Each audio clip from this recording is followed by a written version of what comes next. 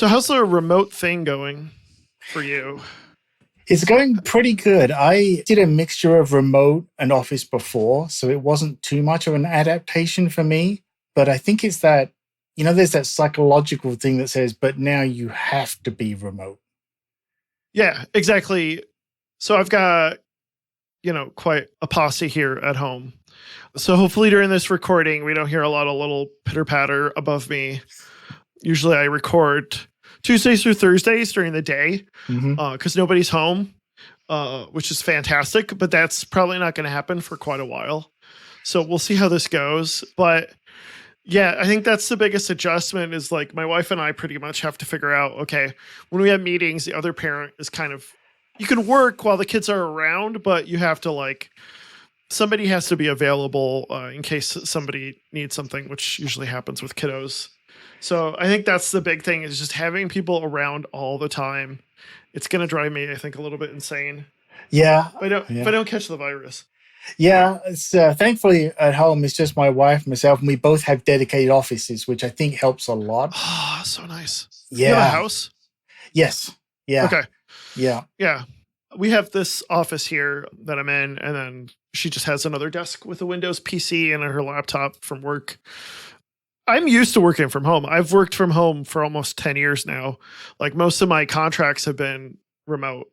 It's just worked out that way. So like the remote work thing, like I had that down. People are like, oh, have you heard about Zoom? And I'm like, yeah, oh yeah, heard about Zoom. Let me tell you about this. Here, let me tell you how the teachers might want to live stream instead of using Zoom, or let me tell you about how this technology, like I have all that stuff down. It's just now having to deal with people at home all the time. Yeah. And like we pretty much have a regimented schedule with the kiddos. It's like, okay, we're going to do this in the morning and then we're going to do this. And then mommy's going to be in her meeting and then daddy's going to be in his meeting. And then like now it's, evening here. So everybody's in bed and hopefully my wife's having easy time with that. But I guess that's the big change for me. Yeah, I think, once you sort of get used to the pattern, it's okay. What I've had to start doing is putting some of my, work meetings, which are on Zoom and Microsoft Teams, putting those on a sort of the family shared calendar. So, it sort of helps map out the day in general. And, like for today, like this recording gets put on there. So it's like, okay, I'm going to be unavailable during this time. And, let's not go crazy and rebuild the house or anything in the meantime, Right. No. That's a really great point. I think we should start doing that like with the family calendar. Because the problem also is that meetings change, I think. And that's the curveball that gets thrown at me is like, if a meeting changes, then I've got to like figure out, okay, that's fine. Thank God for the folks who do streaming services, because when we're both in meetings, that's where we pull out the big guns and we say, kids, go to the basement, you can watch something. But like, yeah, for the most part, we've been able to handle that pretty well. And the weather's been nice. That's helped a lot. It's frustrating with the weather, right? Because, my office here is at the front of the house. And so when I look out the window, it's like, looks fabulous outside and you can't do anything with it, Right. And it's, so you're sort of inside working. And when you're at home and you're working, it's like, okay, I can tell myself I'm working. But then once your day is over, you realize it's like you're never going to leave the office, Yeah, totally. And that is definitely something to get used to. Yes. We had talked just before the recording about like my briefcase for the iPad, and like there are days where I'm like, I'm going to go to Starbucks and work today because I need to get out of the house. I can't do that right now. Like, and it kind of sucks because it's going to drive me crazy. So I know what you mean. How have you found most of your colleagues deal with the remote work situation? Pretty good. It's funny. We have a bit of a joke going around with the teams today because, as you know, and I think as we've mentioned before, I manage groups of developers. And so, kind of the in-joke at the moment is the developers will come on and they'll say like, oh, there's a quarantine going on because, developers don't go outside anyway. So to them, it's like, I didn't even know this was a thing, Developers, introverts, this is like normal life. Yeah. It's like telling them there's daylight. It's like, what's daylight, So they're used to it. A lot of in fact, nearly all of my team members, except for a couple, are remote to me in some way. So for us, it's been very little adjustment as far as daily workflows and, Scrum meetings and that kind of thing go. So for us, it's kind of almost business as usual. It is just that knowing of, okay, can't go to the office to pick up some piece of hardware that you need, something like that. But, for us, it's just sort of business as usual for the most part. Yeah, it almost seems like the rest of the world is starting to find out what it's like to actually like work from home. Those who can, unfortunately, there's some folks who just it really sucks, but like the market isn't doing good for them because they have no way to like not work from home, and a lot of those businesses are hurting. But for folks like us, it's like you said, business as usual for the most part. Yeah, it's interesting. And I think what's going to be very interesting is once this is over and it's dealt with and we get back to quote unquote normal life, I think it's going to be interesting to see what companies do, because they've been put in this situation where everybody who can work remote has been forced to. And all those companies who have always put forward the arguments of, don't like remote workers because I don't think they're working and things like that. This is the opportunity to prove it works. Right. And how they'll deal with that and how they'll accept it once everybody starts going back to offices. Will this become more acceptable in mainstream business? Do you know what I mean? I think what COVID has done has accelerated that process that was already happening where everything was moving remote. And, we'll talk about conferences and stuff like that as well. But like the whole industry that had been slowly moving that way, very slowly moving that way in the last 10 years, I think it's really accelerated that. It's kind of taken off the trailing wheels from the bike, so to speak. And now it's like you kind of have to work remote or you're really screwed. And I think that's kind of what's happening. And I think, as typical with most of these recessions, a lot of industries are just going to die because they're not going to be necessary anymore to a lot of businesses. It's just the way it is. And I'm hoping, and I think it's going to be a fairly quick recovery because I think the demand is there, but like there's going to be stuff that's just not going to come back because people just don't do that stuff anymore. And it's not necessary. Yeah. It's interesting. I think it's a good point that you made. It's going to be very interesting when we sort of flip the switch and go back to the new normal, because in some ways it almost is kind of like work 2.0 at that point, right? We've either proven this works or we've found the flaws and we'll fix them. And for so many people, like you say, developers and remote teams, it's very much a case of, well, welcome to my world. I told you it worked and it was okay. Right. I think the biggest problem, I'm sure right now, still for a lot of companies, and maybe even, certain levels within companies, is the trust factor. I've got to trust that you're at home and you're working. And, if you say you're going to be working at home, say 9 to 5, that you're actually doing it. And that's, I think, is the big stumbling block. I know, for example, a lot of people that I've spoken with, they're having a lot more video conferences almost as a way to say, prove that you're sitting in front of the machine. Wow. Yeah. So it very much does come down to, I think, like you say, certain companies, certain industries, whether it's something that is so alien to them that they're afraid of it, or those that have kind of been reluctant but knew it was a thing, Right. I mean, God forbid you surf Reddit and Facebook, at home. You have to do it in the office 9 to 5. Yeah. That's what work hours are for, right? Yeah. Yeah. And it's also one of those, it's like you thought the VPN was slow at the office. It's even worse when you get home. Right. Exactly. Yeah. And I think it's been interesting. I know, for example, we switched to using Microsoft Teams. Now, that's pretty much like a Slack competitor, correct? I would describe it exactly as a Slack competitor, yeah. Okay. And it's been interesting to see a lot of those, like Zoom, Teams, not so much with Slack, because I think Slack has been doing it so long that they've got it down now.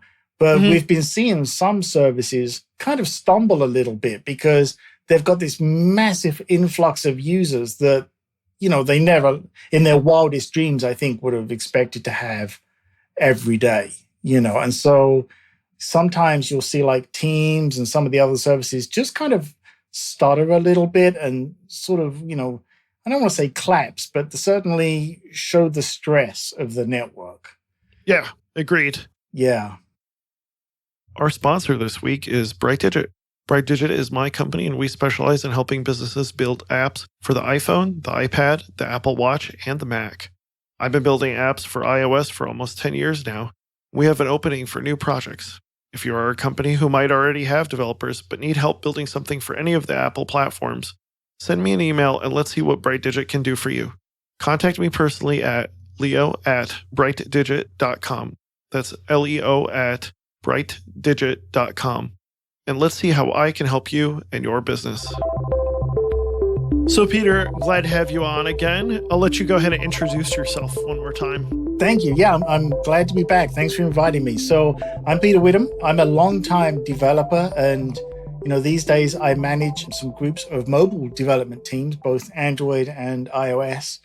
But the developer side never left me. So, I think a lot of people know me online right now as compileswift.com, which is kind of my home for all things Swift. I'm a massive fan of the Swift programming language. So that's what I do.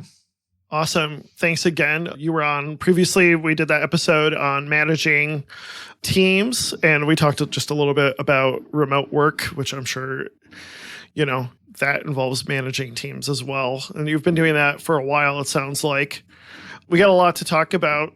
I think we talked about the remote work stuff. So okay, if we recorded this episode a few weeks ago, it would be, what are they going to do for WWDC? Are they going to do it remote? And now it's like, but hopefully by the time we release this episode, it won't change. But do you think there's a possibility that they'll cancel WWDC at all? And I say that because of Google I/O, right? They canceled Google I/O. So now it's could they possibly cancel WWDC this year? Yeah, I think it's a very real question that I think a lot of us have been discussing, hoping that we don't have the answer that's going to be, what we don't want to hear is no. But I don't think they will. And certainly a lot of that is hoping that they won't, because I feel this is Apple's opportunity to really show where they shine and take their tools, their platforms, to the next level and say, look, you know what? You can do remote conferencing and you can use our iPads, our Macs, the software and all these things. And as if you was actually at the conference, you know what I mean? Not just like streaming of a conference, but I think it's their chance to shine. But I think it's going to be very different. Let's put it that way. There's a couple of thoughts that I have. One is, how are they going to have the opportunity to record videos for WWDC if nobody can go to the office? That would be one concern. However, and we'll talk about the new iPad in a little bit, but there was recently a video about the new iPad that Craig Federighi put out. And so that gives you an idea of, okay, this might be a preview of how they might go about recording videos for the conference. So I think that would be the main concern is how are they actually going to record videos and produce them in time if everybody's at home? Yeah, I think you're right. Last year we saw them kind of play around with this idea. There were some sessions that were pre-recorded. And obviously, they were quite noticeably different than the presence on stage where they were recorded live. And we notice too, when new iPhones or new watches come out with especially new screen sizes, they might put out a little video that is a quote unquote WWDC video, but it's essentially because of the new model. Mm-hmm. So there's kind of that close analogy as well. This is where I think the problem is going to be for DubDub is how do you make it feel like Apple with the one or two, hopefully more big announcements that really is what we expect from an Apple gathering, be it a developer conference or a press event. Well, now that you got to face the reality of doing it online, how do you make that stand out? Like you say, from something like, here's a small little video we put together that's cute that tells you about new watch iPad features. Pro cursor. Yeah, exactly. Right. Yeah. How do you make it as grandiose as we come to expect from Apple? How do you make the masses excited about a video? That's the problem, I think. Do you think they're going to even do a press junket? I don't think so. I almost feel in some ways this is the opportunity for Apple to say, okay, let's take it back to being a developers conference. But the problem there would be that the market, of course, always demands that anytime Apple does anything, it's going to be something the world will go crazy about, right? Rather than just the developers. And that's kind of, I think, why they stopped doing Macworld as well. So right now it's a case of, do you go back to pure developers, or do you keep this kind of press event on the first day and then developers for the rest of the week? And how do you do that with a video? And I just don't think they can. Right. I mean, I'm a Nintendo fanboy, and the closest I can think of is like what Nintendo would do it like at E3, where they just have some pre-recorded video, and it's like they're not even at the event, and it's pretty much, here's our new games. And like, I feel like that's what Apple would end up doing, like even assuming that they put out new hardware. And already, like last year was so momentous with, for instance, for us, Swift UI, but Catalyst and the Mac Pro. I feel like the expectations this year were less, but not in a bad way. I think, we've talked about on the last episode, we talked about how, their crazy release cycle and how screwed a lot of people were with iOS 13. My feeling would be is that iOS 14 is just not going to be that momentous in the first place. It's going to be another back to bug fix type release anyways. So if anything, like the expectations for this year were already for like refinements in a lot of way. I think we'd all be happy with that, right? Let's have one of those years. Hey, there's, here's a few extra little things that we've put in, but we're just totally going to, fix those bugs this year and get back to really making it a solid platform ready to kick off next year with a next big release. And like you say, we'd spoken about this previously, and I totally feel that is the way to go. Have a big release. It's kind of like the iPhone S, right? Have a big release, have an update, fix the things, and then have another one. I think at this point, I hope that I'm wrong, but even Apple now feel like they're struggling every year to what's the big thing we can do this year. Yeah, I think a lot of people forget all the quote unquote big things that they've released that have gone like by the wayside. Like all the little watchOS 1 features that people forgot about, or like message apps, or stickers. Like, I don't know how big of a deal those things ever ended up being. And I know they keep trying to do ARKit, and we'll talk about the LiDAR stuff later, but like I always feel like they're chasing, like they want to make iMessage a little bit more Snapchat like. They're always trying to chase something that isn't necessarily their audience really cares about. But it always seems like they're trying to pump new features that aren't necessarily all that robust. And I think like they're turning the corner on that. I feel like they're doing a lot more, we'll talk about the iPad cursor, for instance. That's something people have wanted, and a few other things that people have wanted that have kind of, I don't want to say given up the fight on, but they've kind of acquiesced to what most people had been wanting anyways. Yeah. So I feel like this is an opportunity for that, where they just pretty much do a nice bug clean on OSs, but also on the SDKs to make them a little bit more robust. Right. I agree. I think that Apple is still going through this difficult period where they've gone from being the leader and, of so many innovations, and now we've lived with those for so long that as users, we now know what we can do with them, what we want to do with them. And now Apple is having to face the reality of they've got what they want, but it turns out the users want something slightly different. And I feel like the messaging is a good example of that. There's lots of rumors at the moment about the messaging app going to Android. And I can certainly see the value in that, but I don't think Android users would care. That's the problem.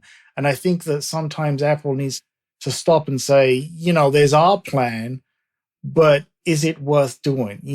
Right. And that's kind of the difficulty with some of these. And maybe having that extra gap of a year between big releases gives them a chance to really understand the market a little bit more, rather than just continually going forward believing it'll happen. Right. I agree with that. It was last March or last April when they did the big presentation on services. Mm-hmm. I'm sure those numbers are going up, but I don't know that like necessarily their TV service is like, they're not going to release those numbers, but I can't imagine it's doing, it's probably not doing bad, but it's probably not doing fantastic. Like, I agree. Nobody's going to break their back to get every single show on Apple TV. Like they're not that great already. Well, I think that's one of the big problems. I think you're right. And, I think talking about Apple TV Plus now for a second, it's a good example, sort of firsthand experience for me. So, it was back in very late December of 19. I ordered a 16-inch MacBook Pro, and, you get hardware. They give you Apple TV Plus free for a year. Okay. And so I've had it all this time. And, several times I've opened it up, and it's one of those things where I really want to like it and want to use it. And not because it's free, but because I want it to be a service that I'm willing to pay for. But even though I've had it free for that long, every time I open it, I just look around and it's like, there's nothing on here I want to use it for. Right. It just doesn't grab me like the other services. And I think this is a problem for Apple. We've seen them do, shows in the past that just completely fall flat. Right. Because it's not their, they are superb at providing. They are not that great at making. That's the problem. When it comes to content, providing content and making these shows and maybe even choosing the companies that they choose to make them with, they just seem to have either really bad luck or just completely misunderstand the market. Right. I think that's very, very acute. That's very right. I totally agree. One question that I have, we can start talking a little bit about topics, but the idea behind services is that they want to make more money on services rather than necessarily selling hardware. Okay, fine. When I think of the big 5 or the big 4 companies that sell services, I don't think of like Netflix or Disney. I think of Microsoft and I think of Amazon because they make a lot of money. Like Amazon, people don't, I think, realize how much money Amazon makes off of AWS. Mm-hmm. It's their bread and butter. Like the store is just nothing but a facade over AWS and how big of a monster that is. Yeah. And Microsoft is doing like, they've turned around. They're way past the days of Windows and they're making a decent amount on Azure. And like, so I feel like Apple, if they want to like make money off of services in cloud, like why don't they have a cloud and service for back end for their apps that's robust? Like that's how you're going to make the money. Like, I don't know if I have an answer to that. Does that make sense? It does. And, I think part of the problem is, not only as a consumer, but as a developer as well, and somewhat of an Apple fanboy. I don't think not a complete fanboy, but certainly Apple's my first choice on things. And the problem is that when I think of services and Apple, I think, oh yeah, how many times have they tried to reboot iCloud or, and just completely missed the mark? How many, and then of course there's like the ping service with, this is back when iTunes was the thing, right? You couldn't have had a better market. It's like you got it.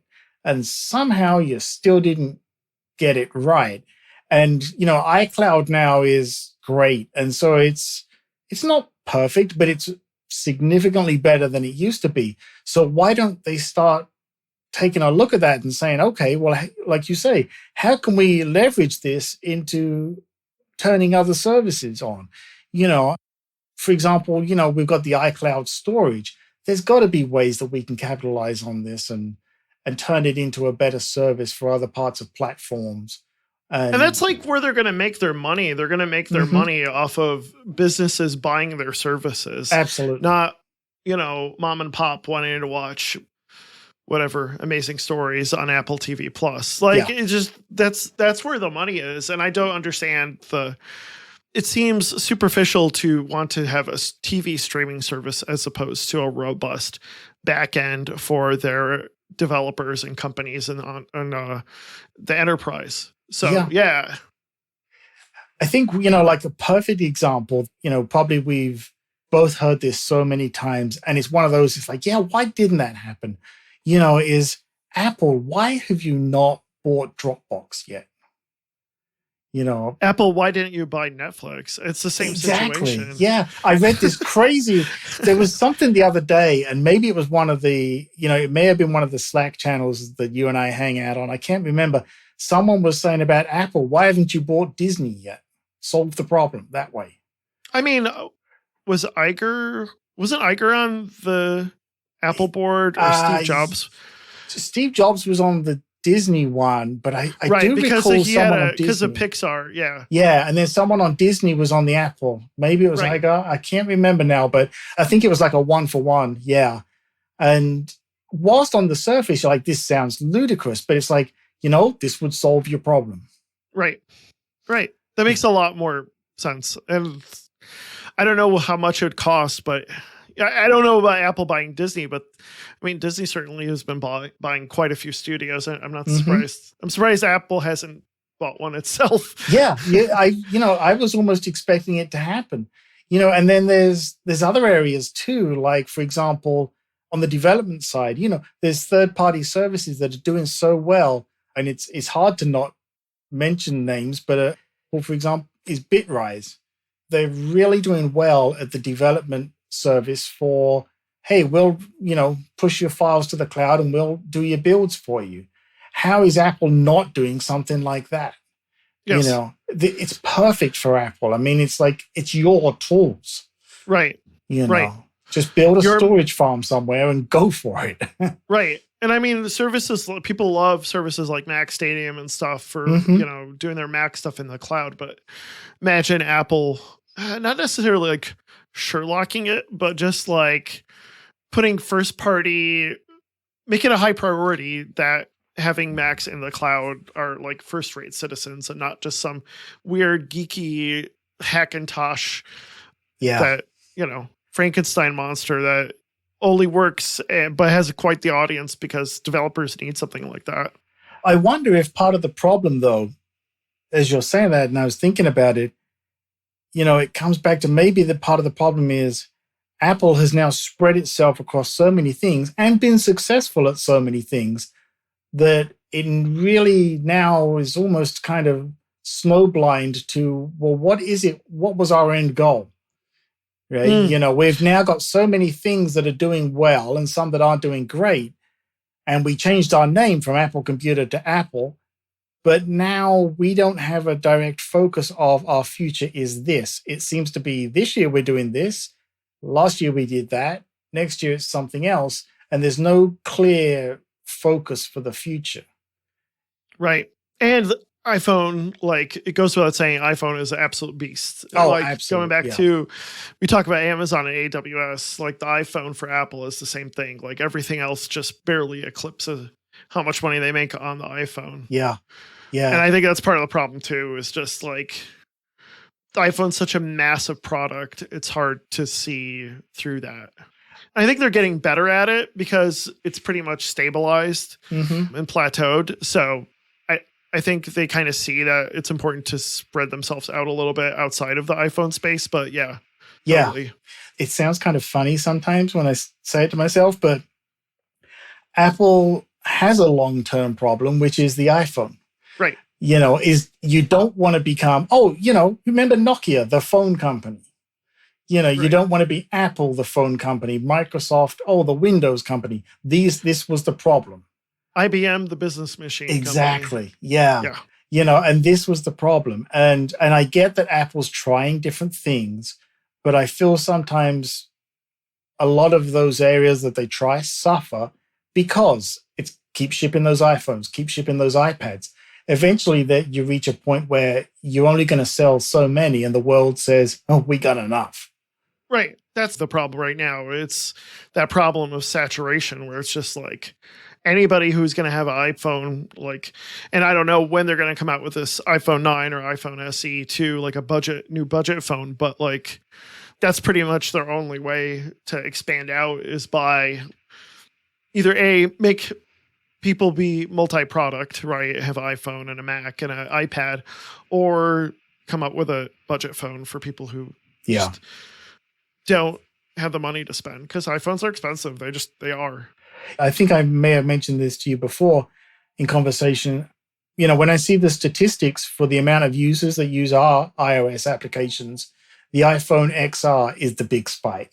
Yes. Which is fascinating to me because I wouldn't expect that to be the case. I would think mid-range phone, upper end. It says a lot to me that it seems kind of funny to say low-end iPhone because I don't think there is such a thing. But it's a mid-range iPhone. Yeah, it is such a beast on sales. And the apps that I see and the install rate is just so much more than like the iPhone 11. Doesn't really stand out in the crowd, Interesting. Yeah. So the iPhone XR is like a year and a half old, right? Yeah. In fact, it's probably about due, right? For a bit of a revamp there, I would think. Maybe a little bit overdue. Yeah. I mean, the iPhone 11 was kind of that revamp, right? Yeah. And, do we get the 11S Max this year? Yeah, who knows? Well, I mean, I think they're going to be delayed. Like, that's for sure. So who even knows, like, what's going to happen in September? Yeah. But yeah, we'll see what happens with the 12 or 11S or whatever they're going to call it. I think iPhone would be doing the world and themselves a favor if they, as some people have suggested, drop the number altogether. Because I agree. That way, they don't have to put up with the jokes about every year the phone looks the same. Right. And just say it's the iPhone. Just keep it simple. I agree. I mean, they did that to the iPad pretty early on. So yeah, and it's worked out. I'm surprised they didn't do that with the iPhone soon enough. Yeah, and it's worked out great for the iPad, although we slowly sort of crept into the iPad Pro, the Air and the Mini, but I feel like they've learned the lesson and like, it was so much better when people just went to the store and said, I want an iPad. All right. I want to talk about SDK topics that they might cover supposedly in the next WWDC. Yeah. So top of my list, I have SwiftUI. Like, I think without a doubt, they're going to have not a revamp, but just a refinement of the SDK for SwiftUI. I think so too. I think SwiftUI has been embraced by the community, even in such early stages with such love. Every time I do anything with it, and I'm not using it in production, not because I don't think I could, but I just haven't had a product yet that's like, oh, great, I could use SwiftUI. But everything that I've done and played around, and it's just so easy to get along with. And even in this early day of, the 1.0 with all of its problems, that to me is very significant, is that we've got all these problems. It's a 1.0 product, and yet it is so wonderful to get along with that you can only but wonder, what is SwiftUI 2 going to be like? Right. There's going to be so much in there. I think one thing that I think we all want to see is all of the remaining controls need to be added. That's the only way it's going to get adopted, I think. Yep. That, so you like your collection view, for instance, some of the little widgets that you get with the table view that you don't get with the list. I think those are going to move over. And I think fundamentally it's just a lot of like refinement of the SDK and some of the terminology that's used. I think that's going to be the big thing. And just bug fixes, just general bug fixes with SwiftUI to make it a little bit more consistent. It's definitely a case of a product that was built with an audience already there. I think developers were just desperate for something to replace storyboards and coding UIs and stuff like that. And like, they see what other web communities do, especially the JavaScript stuff with React or Vue. And they're like desperate for having something like that, like the reactive functional stuff in Swift. And you could tell like people have been wanting this for a long time. Yeah. It's terrible confession time. I have there's a shipping product built with React Native. So, we went through and said, okay, we all want SwiftUI to be the future, but let's give this a go.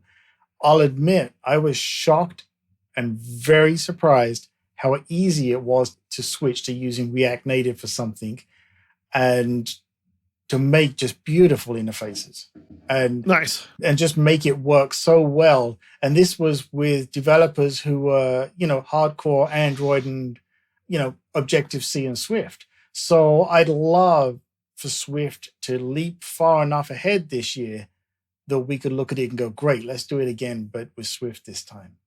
Yeah, agreed. Yeah. I think Swift UI is very difficult to not talk about Catalyst being part of that whole equation. What's your opinion on Catalyst?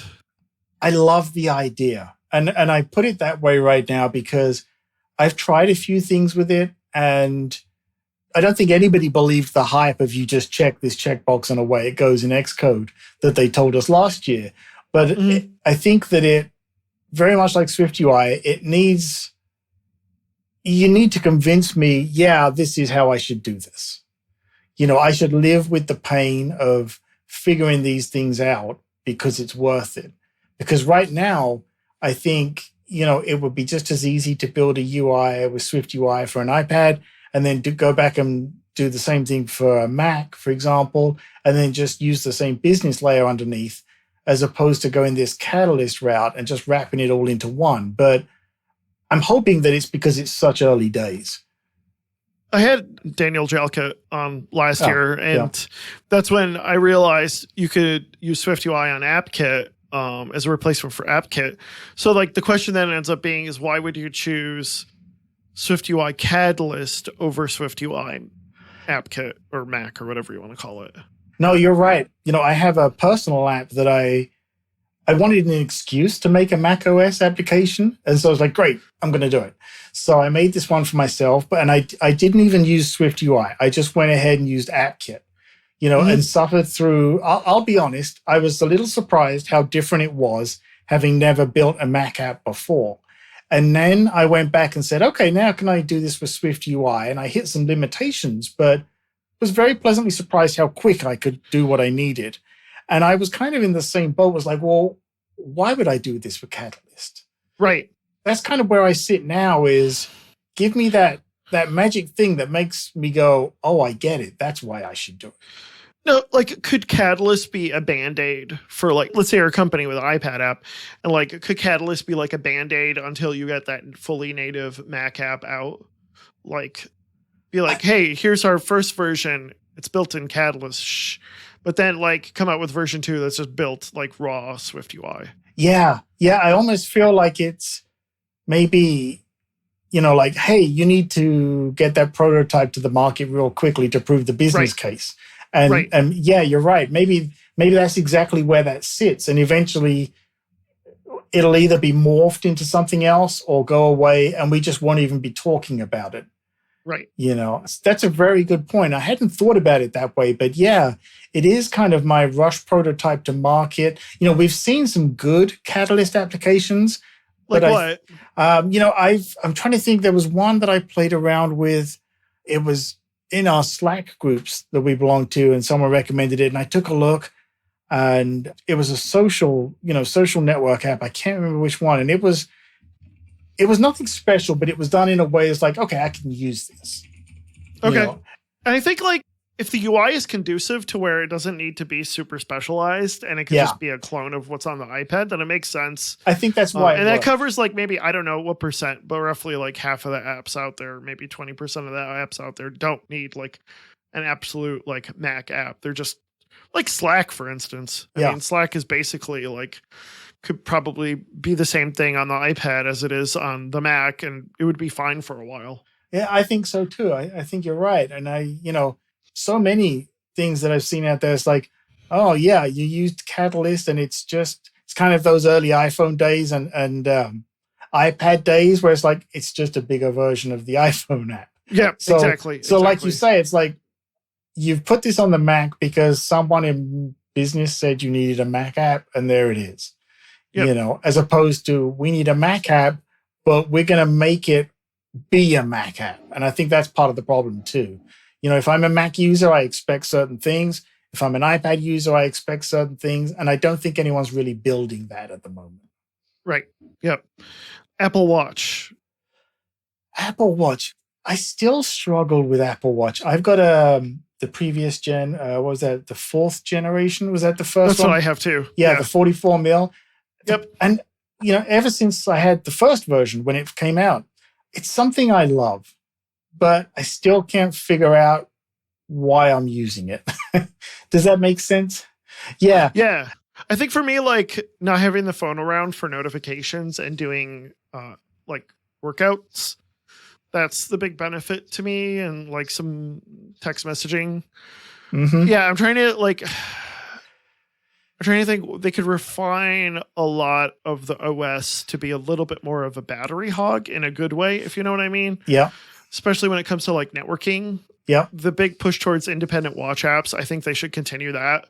Like, luckily, we'll see like StoreKit now supposedly works in watchOS 6.2, which I think is what came out this week. I think it was 6.2, yes. Yeah. So, like, hopefully we'll see it continue. I think that's the big push is towards that independent watch apps and more like networking, more of the behind the scenes stuff that we want to see out of apps. Yeah. That'll make apps a little bit more useful.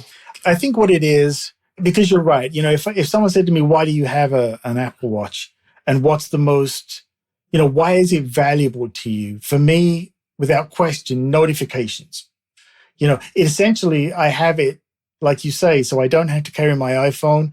I get my notifications, but then anytime I want to do something with that, I'm reaching for the phone, which is where it sort of flags and tells me that's the problem. It's almost like when you're using an iPad and you only can get so far and then you want to get your Mac. Yes, you nailed it. That's exactly what it's like. Because as you say that, I'm thinking, oh my gosh, I can think of so many times in the past I've done that. It's like I start to write a blog post on my iPad and then I need a picture or a screen grab. And I'm like, oh, I got to go find that on the Mac. And then you're on the Mac. And so it's like, well, I'll stay here now. Yeah, exactly. Yeah, no, you nailed it. Yeah. And I think, though, like, it's better that I can't do everything on the watch that I can do on the phone. Like, I actually don't mind that so much. But when it's the iPad and the Mac, that's more of a disappointment because I feel like the iPad should be a much more robust device, which we'll talk about in a little bit. I was going to say, we may be getting there, right? Yeah. So we'll probably see something about machine learning. I think that's the big thing, right? Everybody's, machine learning is the big thing for most companies, right? Yeah. So there'll always be something. I don't know how they're going to do their AR demo of whatever game now that nobody's going to be there, but we'll see. Maybe that's what it is. Maybe we get an AR version of Tim on my desk in front of me doing the keynote. Oh, it's like Star Wars. Yeah. Nice. Like a hologram, Tim. Yeah. I can see him with the little wig with the buns of hair and WWDC developers, you're my only hope. Yeah, exactly. Nailed it. That's what's going to happen. So cloud and server, we talked about that a little bit. Like, I hope they do a little bit more in that space because I feel like iPhone apps without a back end just don't last very long. And it'd be nice if Apple really wants to do stuff in services. I've hammered this. Like, they should do more in that space. Absolutely. I'm a big fan of Vapor. We had Tim on. Oh, yep. A few weeks ago, and I know Vapor 4 is either out today or it's going to be out pretty soon. And Vapor is awesome. Still writing apps for it. So, yeah, and I'm going to give a shameless plug for you because I signed up on your email list and I've been following through the posts that have the Vapor on there. So, oh, nice. I have to update that tutorial for Vapor 4. That's one of my projects. One of my coronavirus at home projects is nice. Really deep diving into Vapor 4 and updating that tutorial. Yeah. And I'll post a link to that as well. Great. So, yeah, Vapor 4, just to let you know, it's similar to how it uses property wrappers the way they should be used, just like SwiftUI does. Nice. And that's really, I'm really impressed with what that team has done there. Yeah, Vapor is amazing. And that's not to take away from the other server-side platforms that are out there, but I feel like Vapor is the one that they're getting it, Yeah. Yeah. Yeah, exactly. Okay, let's talk about Xcode on the iPad. Do you think it's going to happen? Oh, I would pay money for it. I think if you was to ask a room full of developers, who don't own an iPad, hands up who would buy an iPad if Xcode was on it. How many hands would you see? I think everybody. Um, so, for me, I already carry around, well, when I used to have to go to an office, I was carrying two laptops, two Mac laptops, plus my iPad.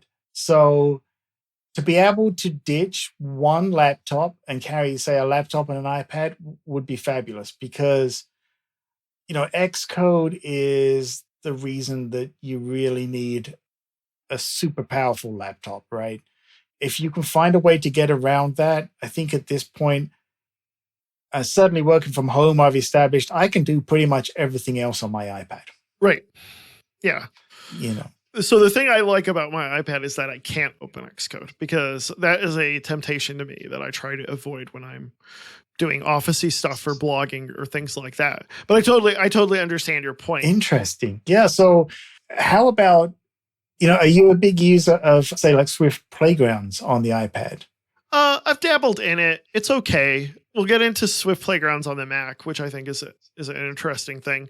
But going back to the point, what I would hope is if they do Xcode on the iPad, and I've talked about this before, I hope it's like a real revamp of Xcode. Like from the ground up, simplify things so that Xcode is not this massive application that can compile 20-year-old C code.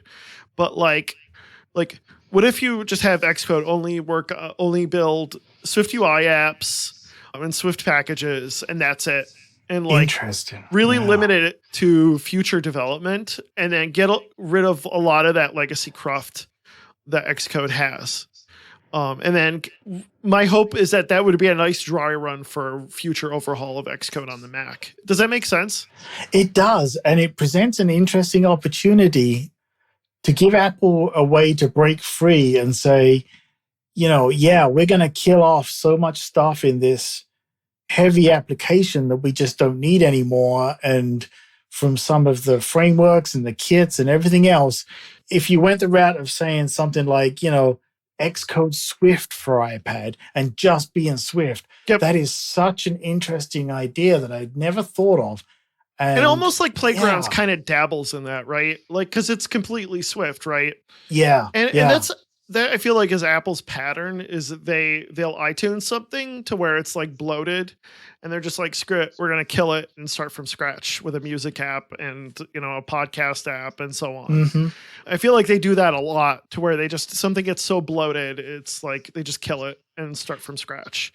And I feel that that's the case with Xcode. Like Xcode is just so massive and has so much legacy history behind it that it's like 90% of developers don't write apps that use C and Objective-C. Well, maybe Objective-C, but like if you can cover like 40 to 60% of app developers, especially new ones, with a new app that just does Swift packages and does Swift UI apps, like the latest tech, then I think that would be a pretty slim, light, and powerful tool. Yeah, I think you're onto something. And I think that it plays back into how you were saying as well with Apple services.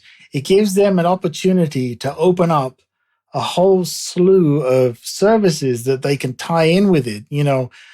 I think one time I was talking with someone and I had this idea of, Xcode on iPad would be the front end to a server somewhere else that's compiling the code for me. And this would be a way for Apple to get in that services game and really step that up, right? And, it helps their bottom line too, because if you give me Xcode for free on the iPad and I pay, I don't know, let's just say $10 a month for kind of like a Bitrise service where I push to my repo and it picks it up and does the build, delivers the app back onto my iPad, something like that, I would totally buy into that. Yeah. Because I don't need the power. I don't need the storage, and all of those things. My code is backed up on a server somewhere else. And the iPad is my UI into it. Exactly. Yeah. I Yeah. mean, these iPads are probably powerful enough to compile the code anyways, but it's nice to Mhm. have like some sort of CI service Yeah. attached to it as well, especially if you're running a more standard iPad. Totally. Right. And with that code sitting back there, it works beautifully for Teams, you Yep, know. exactly. I feel like that's the way to go. It's like a sort of Xcode light in Mhm. many ways.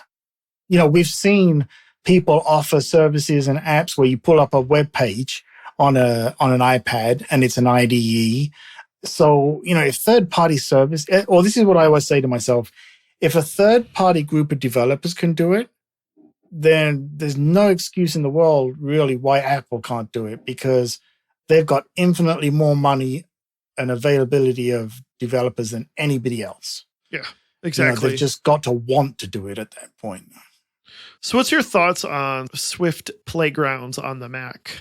So I've been playing around with it the past few days because I like it on the iPad, but I found that actually, and I'm hoping it's one of those, it's early days, and I was inspired to use it because I was listening to, I think it was one of John Sindell's podcasts recently where he was talking to two Apple developers who worked, one of them at least worked on Swift Playgrounds for the Mac. So I thought, oh, I should really spin this up and play with it. And I liked it, but problem I found was it was surprisingly very slow. Okay. And I don't know, it's one of those where you're like, why is this so slow? And this is a Catalyst app, right? Correct. Yeah. Okay. And so it wasn't a good sales pitch for Catalyst. That was part of the problem. But I would find, like, you know, like let's just say you make a struct, for example, and then you go to use it, you know, the auto completion would just take a few seconds before it would come up and go, oh yeah, here it is, which is not something you would expect on a Mac. Mm-hmm. You know, and I couldn't figure out. At one point, I even had this theory going that, is it sending it back to a server and then coming back to me or something? Because it kind of felt like that. Did you figure it out? No, it's still doing it, and it's really weird. And this is on Catalina, by the way, just for reference. Yeah. So I found that I was going back to building a Swift playground in Xcode because it's just beautifully fast. So I'm hoping it's just because it's early days, because I think it shows a lot of promise. And if even better, if I could have a space, and I haven't checked this with the iPad version, where, you know, I save my files on the iPad, they're available on the Mac or vice versa. You tie in the iCloud on the background. That will be great, because then I can sort of play around with ideas on one or the other and then take it with me and keep playing. Does that make sense? Yeah, that totally makes sense. Yeah. Like my problem with Playgrounds, even Playgrounds on Xcode is really slow. Like, honestly, do you not have that problem? It's not been noticeably slow for me, but I'm not one of those people who uses it to, you know, like, for example, I don't have it render out, you know, a view with controls and that. Right. I use it very much for building models and playing around with that kind of thing, where so there's no real rendering elements. Mm-hmm. So I don't know if that's part of that factor. Yeah, I kind of use it like a test bed for different SDKs and APIs. Yeah. Or if I need to just write a script real quick to do something in Swift, I use Playgrounds, and I've found that like Playgrounds tends to be it just tends to be slow and like buggy at times, to the point where it's just like, this isn't, like, I may as well just write a quick command line tool in Mac to do it, because it ends up taking so long. I find it useful for like educational purposes, but other than that, I find Playgrounds to be like, they end up getting slow after a while when you try to do anything mildly complex. Interesting. Yeah. I've never really had one open for a long time. So maybe that's part of the factor there. And I think part of the undelivered promise, and maybe since I'm not so much in the educational as in schools and that kind of thing, maybe I'm just not seeing it. But part of the undelivered excitement and promise was this idea of Swift Playground books. Yes. And I don't really feel that I've seen anything come from that yet. Yeah, I agree. Yeah, and I feel like that's really, at least when I first heard about Swift Playgrounds on the iPad and now on the Mac, you know, it was very much in that educational realm as how it was kind of sold. Mm-hmm. And I'm sure it's used. I don't doubt that. I wonder, though, if it's not really got the traction that was expected. Right.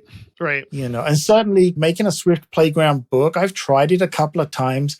And to be honest, it's way more involved than I feel it should be for people to want to do it, if that makes sense. I think I had issues the last time I tried it because the tools in their documentation was for like Xcode 11.2 or maybe even like 10. And like I couldn't get half of the stuff to work because I had Xcode 11.3. It was just stupid stuff like that. And I was just like, well, this isn't worth it. Like I might as well just share my code through GitHub. Yeah. And then, like that's what ends up happening. Yeah, and I think you're right. And part of it's almost like its own curse, because now the GitHub and Xcode work so well together that I think, maybe you do like I do, and I just push things to GitHub because it's just so seamless. Yes, I don't even think twice about it. Exactly. Yep. Yeah, interesting. Thank you so much for joining us for this episode. We're going to continue our discussion with Peter in the next episode. We're going to be talking a little bit more about the Apple hardware that came out in March. You can find Peter's material for his podcast, compileswift.com. That's his blog and his podcast. His Twitter is at compileswift. And of course, you can find me on Twitter at LeoGDion. And you can find my company, brightdigit.com. Website for this podcast and notes are at empowerapps.show.